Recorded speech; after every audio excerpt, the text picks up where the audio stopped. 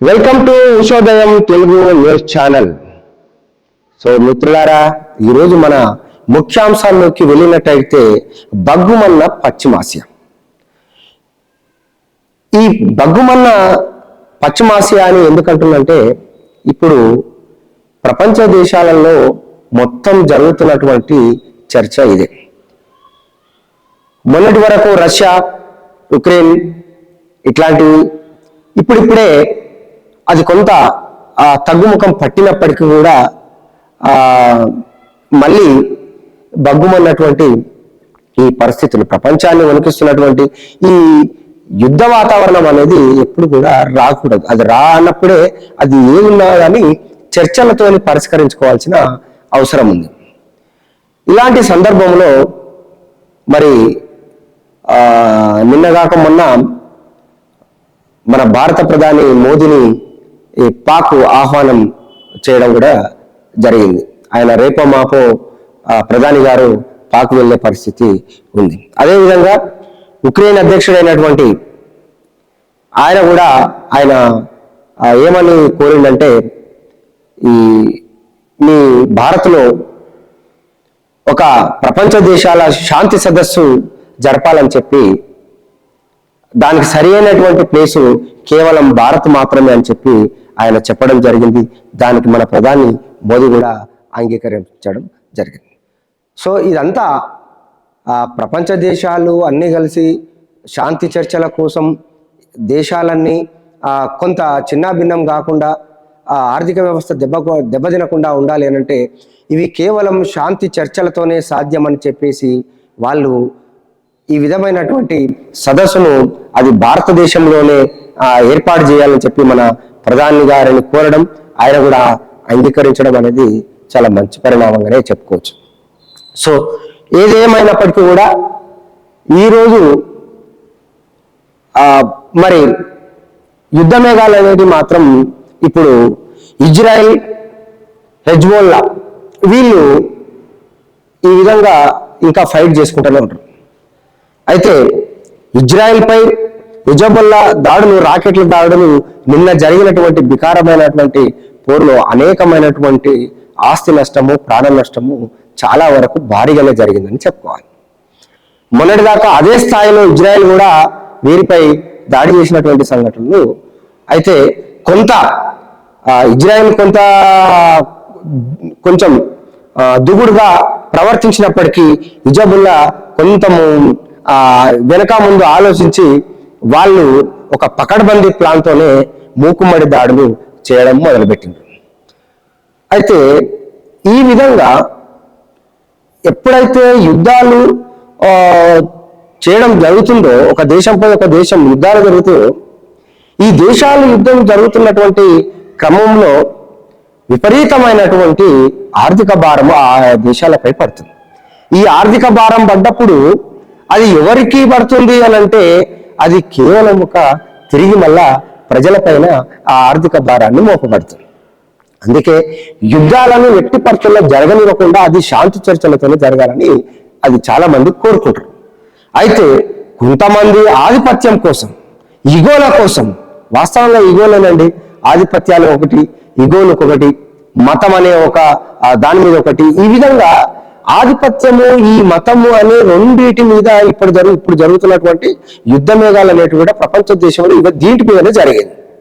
మరి ఎట్లా అని అంటే, వీరికి ఫలానా దేశము మా ఆధీనంలో ఉండాలి, మేము శాసిస్తే, మేము ఏదైతే శాసిస్తామో ఆ శాసనం ద్వారానే మీరు ఏదైనా మీ పరిపాలన సాగించాలి.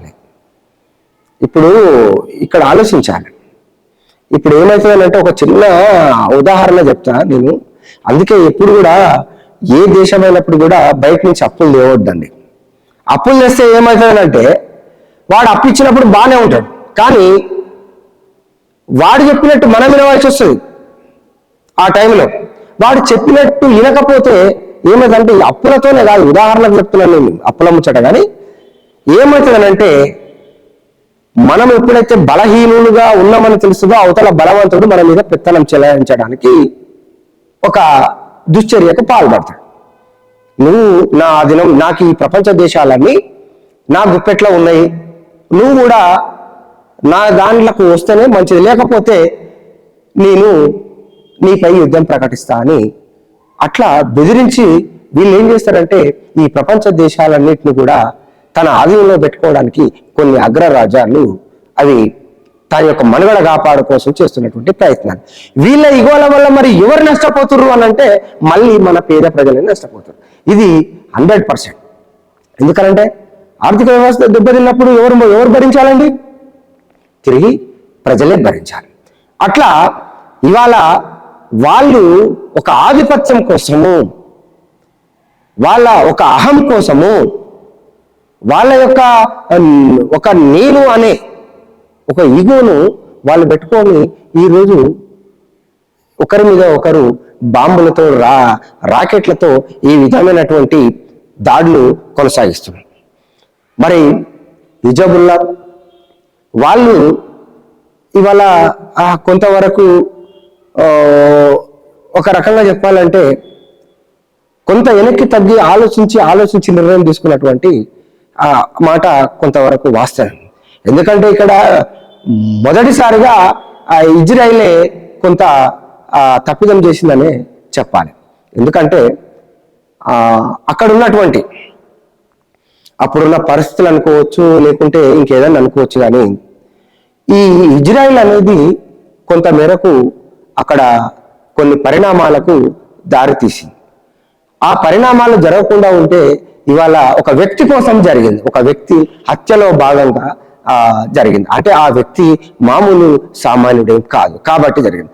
అంటే ఒక మనిషిని చంపడం వల్ల ఇలా దేశాలు కొట్లాడుకోవడం అనేది ఒక శాంతియుతమైనటువంటి చర్చలు జరుపుదామని పిలిచి వాళ్ళను హత్య చేసి మళ్ళీ ఈ విధమైనటువంటి పరిణామాలకు దారి తీయడం అనేది అది ఎంతవరకు సమంజసం అంటే అది ఎవ్వరు కూడా దీన్ని ఒప్పుకోరు, దీన్ని ఆరోగ్యవంతంగా చూడరు. ఇది మనం ఆలోచించాలి. ఇవాళ ఆ ఒక్క ప్రాణం పోవడం వల్ల ఇవాళ 2 దేశాలు ఇవాళ బూడిదైపోయే ప్రయత్నం ఉంది. ఎందుకండి? ఇది కాదు కదా మానవ మనుగడ. ఈ 4 రోజులు ఈ భూమి మీద బతకడానికి వచ్చినాం మనము. ఈ జన్మకు ఈ 4 రోజులు మనం బతికి తిరిగి మనం రేపు మళ్ళీ మనం మట్టిలో కలిసిపోతాం. పుట్టినప్పుడు మన ఎమ్మటి ఏది రాలేదు, తిరిగిపోయేటప్పుడు కూడా మన ఎమ్మటి ఏది రాదు. ఏ ఫ్రెండ్ రాడు, లేకుంటే బంగారం రాదు, లేకపోతే మెడల వజ్రాలు రావు, నీకున్నటువంటి 100 కోట్ల ఆస్తులు రావు, ఎవడు రాడు. పుట్టినప్పుడు ఎట్లా వస్తావో పోయేటప్పుడు గట్లనే పోతావు. కానీ ఎందుకు ఈ మానవుడు చూడండి ఎంత విచిత్రం అంటే, ఈ మానవుడు ఇట్లా ఇవ్వలకు పోయి అంటే మన ఇంటి దగ్గర చిన్న చిన్న బస్తీలలో కూడా కొట్లాటలు ఇంటి పక్క వాళ్ళకి వీళ్ళకి ఎట్లా జరుగుతావు ఇవాళ ప్రపంచ దేశాలు కూడా అట్లా కొట్లాడుకునే పరిస్థితి ఏర్పడింది. ఈ ప్రపంచ దేశాలు కొట్లాడుకున్నప్పుడు జరిగే నష్టం కోసం వాళ్ళకి తెలుసు నష్టం ఎంత జరుగుతుందనే విషయం, వీళ్ళకు తెలుసు నష్టం ఎందుకు జరుగుతుంది. నేను ఎందుకు అంటున్నానంటే ఒక చిన్న ఉదాహరణ చెప్పినట్టయితే ఇవన్నీ కూడా ఒక ఇగోల వల్ల. ఈ ఇగో ఎప్పుడు ఏర్పడుతుంది అంటే నా దేశంలో ఆర్థికంగా నేను బలంగా ఉన్నప్పుడు ఎదుటివాడి దేశం ఎప్పుడైతే బలహీనంగా ఉంటుందో దాని మీద పెత్తనం చేయడానికి మిగతా దేశాన్ని ప్రయత్నం చేస్తాయి. ఇది ప్రస్తుతం ఇప్పుడు జరిగినటువంటి అనేక దేశాలు కావచ్చు, ఇప్పుడు జరుగుతున్నటువంటి యుద్ధ మేఘాలు కూడా అవే అని ఖచ్చితంగా చెప్పుకోవాల్సిన అవసరం ఉంది. ఇది ఎందుకంటున్నానంటే ఇవాళ ఎక్కడ చూసినా కానీ కూడా ఇప్పటి వరకు జరిగినటువంటి దాడులు ఏవైతున్నాయో, ఇప్పటి వరకు జరిగిన యుద్ధాలు ఏవైతే ఉన్నాయో ఆ యుద్ధాలన్నీ కూడా ఎవరైతే బలవంతుల చేతిలో బలహీనమైనటువంటి దేశాలు బలైనటువంటి పరిస్థితి. ఎందుకంటున్నానంటే ఇంతకుముందు నేను మానవుని కోసం చెప్పినప్పుడు మనకు పుట్టినప్పుడు ఏది లేదు, తిరిగి వెళ్ళేటప్పుడు ఏది లేదని అనుకున్నప్పుడు ఈ ప్రపంచంలో ఈ ప్రకృతిలో మనం బ్రతకడానికి ఇంత గాలి కావాలి, నీరు కావాలి, ఇంత గూడు కావాలి. ఈ భూమి మీద బతుకుతున్నట్టు అనేకమైనటువంటి పశువులు, పక్షులు వీటికి ఎలాంటి కుట్రలు లేవండి. అవి హాయిగా ఆడుకుంటాయి, తినేంత తింటాయి, అవి ఆడుకుంటాయి, పాడుకుంటాయి, మంచిగా అవి గాలిలో తేలియాడుతాయి. మరి మానవునికి ఎందుకండి ఇంత? అంటే ఒక్కసారి మీరు ఆలోచించండి, కేవలం మానవ జాతి ఒకరినొకరు చంపుకోవడం, ఆస్తుల కోసం కొట్లాడుకోవడం, ఒకరి మీద అన్నదమ్ములు అనేది లేదు. ఒక దేశం నుంచి ఒక దేశానికి ఒక తీవ్రమైనటువంటి ఈ పగలు, విద్వేషాలు, అట్లా ఇవన్నీ చూసుకుంటే ఒక మానవ పుట్టుక అసలు ఆలోచన విధానంలో మనము మిగతా ఒక పక్షులతో పోల్చుకుంటే, అనేక జీవరాశులతో పోల్చుకుంటే ఇవాళ మనము నిజంగా మన జీవితము ఒక 4 రోజులైతే అంతమవుతుంది. మనం ఇక్కడ బతకడానికి కేవలం 4 రోజులు ఇక్కడ జీవించడానికి ఒక అందరితోని మంచిగా ఉండాలి, అందరితోని కలిసిమెలిసి ఉండాలి, అందరితోని మనం ఆప్యాయతంగా తిరగాలనే ఆలోచన ఎవరికి రాదు. అది రాజకీయాలలో కావచ్చు, లేకపోతే చిన్న చిన్న బస్తీలలో కావచ్చు, ఇవాళ దేశాల మధ్య కావచ్చు, ఇట్లా ప్రపంచ దేశంలో జరుగుతున్నటువంటి యుద్ధ మేఘాలు కూడా కావచ్చు. అందుకే ఇవన్నీ కూడా ఎందుకు చెప్తున్నానంటే, ఇంత చిన్న విషయాన్ని కూడా ఇంత పెద్ద విషయాన్ని ఇంత చిన్న మాటలతో ఎందుకు పోల్చుకుంటారంటే, ఇవన్నీ కూడా ఒక ఇగోలకు పోయి ఒక పెత్తనం చేయాలనే ఒక ఆలోచన, ఒకరిపై ఒకరి పెత్తనం కోసం జరుగుతున్నటువంటి యుద్ధంలో సామాన్యులు బలైపోతారు. ఈ సామాన్యులు ఎవరంటే, మామూలుగా ఒక కడుపేదగా ఉన్నటువంటి వాళ్ళు కష్టం చేసుకుంటేనే రెక్కాడితే గాని బుక్క రానటువంటి చాలా మంది నిరుపేదలు ఇట్లాంటి యుద్ధం జరుగుతున్నప్పుడు నష్టపోయేదంతా వీళ్ళు. ఎందుకంటే వాళ్ళు బయటికి పోయి ఎక్కడ తినలేరు. ఇంకోటి, మధ్యతరగతి కుటుంబాలు అనేకం ఉంటాయి. ఇవి కూడా ఇంకోటి ఏంటంటే, యుద్ధ మేఘాలు జరిగినప్పుడు ఎప్పుడైనా ఈ యుద్ధం జరుగుతున్న క్రమంలో ఆర్థిక వ్యవస్థ దెబ్బతిన్నప్పుడు అసలు ఎటు నుంచి ఎటు ఏ బాంబు పడుతుందో తెలియక అన్ని వర్గాల ప్రజలు ఈరోజు వాళ్ళు ఇబ్బంది పడే పరిస్థితి, వాళ్ళు ప్రమాదంలో ఉండే పరిస్థితి.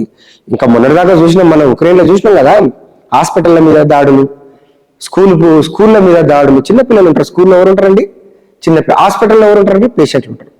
ఎంత క్రూరత్వం, మనిషి క్రూరత్వం కోసం చెప్పాలనుకుంటున్నాను నేను అర్థం చేసుకోవాలి. ఏంటంటే, మనిషి యొక్క యుద్ధం జరిగేటప్పుడు క్రూరత్వం ఎట్లుంటది అంటే, నీ బలహీనతను దెబ్బతీయాలి, నీ బలహీనత మీద నేను కొట్టాలనుకున్నప్పుడు చిన్నపిల్లలను ముందర పెట్టుకొని చేస్తారు. పశువుల మీద దాడి చేస్తారు. పశువులు తినే సంపద, గడ్డి తినే ఆ గడ్డిని తగలబెట్టేసేసి ఆ గడ్డి ఆవుల మీద, ఆ చేనుల మీద, పంట పొలాల మీద దాడి చేసినప్పుడు, ఆటోమేటిక్గా పంట పొలాల మీద దాడి చేసినప్పుడు అక్కడ ఉన్న పశువులు చనిపోతాయి, అక్కడ ఉన్న నీరు కలుషితం అయిపోతుంది. అసలు మనిషి బతకడమే చాలా కష్టంగా ఏర్పడుతుంది. సో ఇట్లా ఒక బలవంతుడు బలహీనుని ఏ విధమైన టార్చర్ పెట్టి తన ఆధిపత్యం చెలాయించుకోవడం చేస్తున్నటువంటి కుట్రలో భాగమే ఇప్పుడు ఈ యుద్ధ మేఘాలు. ఈ యుద్ధం అనేది పశ్చిమాసియా దేశాలను, అంతకంటే ముందు జరిగినటువంటి అనేక దేశాలు కూడా ఒక ఆధిపత్యం కోసం, ఒకరిపై ఒకరి ఆధిపత్యం కోసం చేస్తున్నటువంటి ఇట్లాంటి సంఘటనలు మనం గతంలో అనేకం చూసాం. అయితే ఇప్పుడు ఉక్రెయిన్ అధ్యక్షుడు ఆయన ప్రపంచ దేశాలను ఆహ్వానించి శాంతి చర్చల కోసం ఒక వేదికగా భారత్ ఉండాలని కోరడం అనేది ఒక మంచి పరిణామం. నేను ఏమంటున్నానంటే, ఈయన కూడా ఇది ఒక 2 సంవత్సరాల క్రితం మీరు చేసి ఉంటే బాగుండేది. ఎందుకంటే జరగాల్సిన నష్టం అంతా అప్పటికే జరిగిపోయింది. ఇలా ఉక్రెయిన్ అనేది అది చాలా దయనీయమైనటువంటి పరిస్థితిలో ఉన్నటువంటి విషయం మనందరికీ తెలుసు. అయితే ఇక్కడే కాదు, ఇప్పుడు ఇరాను అది కూడా అదే పరిస్థితిలో ఉంది. కానీ వాళ్ళు కొంచెం ఆర్థికంగా కొంచెం బలంగా ఉన్నారు. ఎందుకంటే దానికంటే ఇది కొంచెం చిన్న దేశం కాబట్టి కొంచెం ఇబ్బందుల పాలు వీళ్ళు ఉన్నారు. కానీ ధీటుగా పోరాడినప్పటికీ కూడా కానీ దాంట్లో నష్టపోయింది ఎవరండి? కొన్ని గుట్టల కొద్ది శవాలు, ప్రజల శవాలు, గుట్టల కొద్ది శవాలే కాకుండా చిన్నపిల్లలు, ముసలిళ్ళు అనేది కాకుండా పశువులు, పక్షులు, ఈ విధంగా చాలా ఈరోజు ఒక శ్మశాన వాటికను తలపించే విధంగా ఉక్రెయిన్ దేశము ఆగమాగమైపోయి ఇవాళ అసలు ఎంత ఘోరమైనటువంటి పరిస్థితులు అంటే, అసలు మనం ఆ దేశాన్ని గతంలో చూసిన దేశం ఎట్లుండే, ఇప్పుడు ఎట్లా చూసే దేశం ఎట్లుండే అని మనకే అనిపిస్తుంది. అయితే ఈ సందర్భంలో ఆయన ఈ నిర్ణయాన్ని తీసుకోవడం, మోదీ గారు దాన్ని అంగీకరించడం, అదేవిధంగా ఇప్పుడు మళ్ళీ ఆయనకు పాక్కు పాక్కు వెళ్తున్నాడు ఎవరు, మన ప్రధాని గారు. అక్కడ కూడా రేపు చర్చలల్లో ఏం మాట్లాడాలి, ఎట్లా మాట్లాడాలి, మనం ఎట్లా చర్యలు తీసుకోవాలి, ఇట్లాంటి యుద్ధాన్ని ఎట్లా ఆపాలని చెప్పి అక్కడ ఏదైతే పాకిస్తాన్ దేశం ఉందో వాళ్ళు కూడా మన ప్రధానితో చర్చించడానికి వారు ఆహ్వానం పంపారు. ఈ విధమైనటువంటి మనకు తెలుసు భారతదేశానికి పాకుకు ఉన్నటువంటి కొన్ని సందర్భాలలో అవి ఆ పచ్చగడ్డిలో నిప్పేస్తే ఎట్లా బగ్గుమంటదో ఆ విధంగా అట్లా బగ్గుమనే పరిస్థితిలో ఉన్నప్పటికీ కూడా మనం ఒక సోదర భావంతో మెలుగుతున్నటువంటి పరిస్థితి మన అందరికీ తెలుసు. ఆ విధమైనటువంటి ఆలోచన ఉన్నది కనుకనే ఈరోజు మనము వాళ్ళను మనం ఆహ్వానిస్తున్నాం, మనం కూడా అక్కడికి వెళ్ళగలుగుతున్నాం. సో ఈ విధమైనటువంటి ఒక మంచి వాతావరణం ఉండాలని మనం అందరం కోరుకుందాం. ప్రపంచ దేశంలో ఎప్పుడు కూడా ప్రపంచాలలో ఏ దేశాలలో యుద్ధం జరగకుండా చర్చల ద్వారా మనం పరిష్కరించాలని కోరుతూ, ఇంకా ఈ విధమైనటువంటి అనేక విషయాలు తెలుసుకోవడానికి చూస్తూనే ఉండండి ఉషోదయం తెలుగు న్యూస్ ఛానల్.